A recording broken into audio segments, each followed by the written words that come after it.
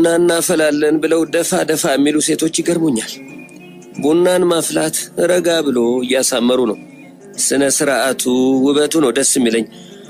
አለዚያ ጥቅሙ ምንድነው ትላለች። ቡና ከማፍላቷ በፊት ተጣጥባ ረጅም የአገር ልብሷን ትለብሳለች። የቡና ልብሷን ገርዳሳ ሸብ ቀጭን ነጠላ ክብ ትከሻዋ ላይ ጣል ታደርግና የቡና ልዕልት መስላ ከልዩ በርጩማዋ ላይ ቁጭ ትላለች። በጥሩ ሁኔታ የነደደ እሳት ለጥሩ ቡና አስፈላጊ ነው ስለምትል ትርክክ ብሎ የነደደ ከሰል በልዩ የከሰል ምድጃ ታስቀርባለች እና ልዩ የብረት ምጣዷን ከመጣዷ በፊት ለስሜቷ ተስማሚ የሆነ ሙዚቃ ትከፍታለች። ቡናውን የምትቆላው ሙዚቃውን እየተከተለች በስልት ነው። እንደሷ ልዩ ወዝ ያለው ቡና የምትቆላ ሌላ ሴት አላየሁም። አንድ ፍሬ ቡና አያርባትም። አንድ መልክ፣ አንድ ወዝ ይዘው ይወጣሉ። በሙዚቃው እየታጀበችና በስልት እየተራመደች ክፍሉን ታሻትታለች። ማሻተት ትወዳለች። መዓዛው ብቻ ሱስ ይቆርጣል።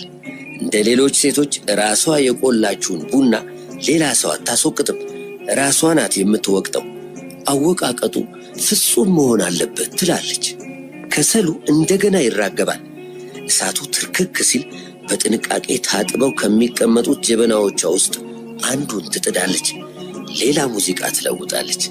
እንግዲህ አይኖቿ ከጀበናው ላይ አይነሱም። ውሃው ለተወሰነ ደቂቃ ይፈላል። ቡናው በተወሰነ ደቂቃ ይጨምራል። ለተወሰነ ደቂቃ ይንተከተካል።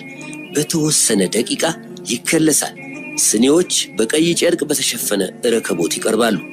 ሰው ይኑር አይኑር የሚቀርቡት ስኒዎች ቁጥር ደግሞ 6 መሆን አለበት።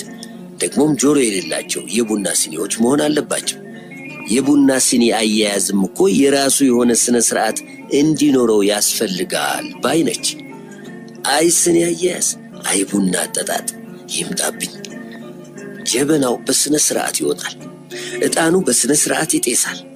ቡናው እየተንተከተከ ሲፎክር ዕጣኑ ቦግ ብሎ ሲጨስ የዕጣኑ ሽታና የአቦል ቡናው መዓዛ ተዋህደው አፍንጫ ሲያውዱ እጆቿን እንደገና ተጣጥባ ቡናው እስኪሰክን ድረስ ከዕጣኑ ጢስ ጋር በሐሳብ ትባክናለች። ፈገግ ብላ ፈገግታ ተጎናጽፋ ለዘብ ያለ ሙዚቃ ታደርጋለች።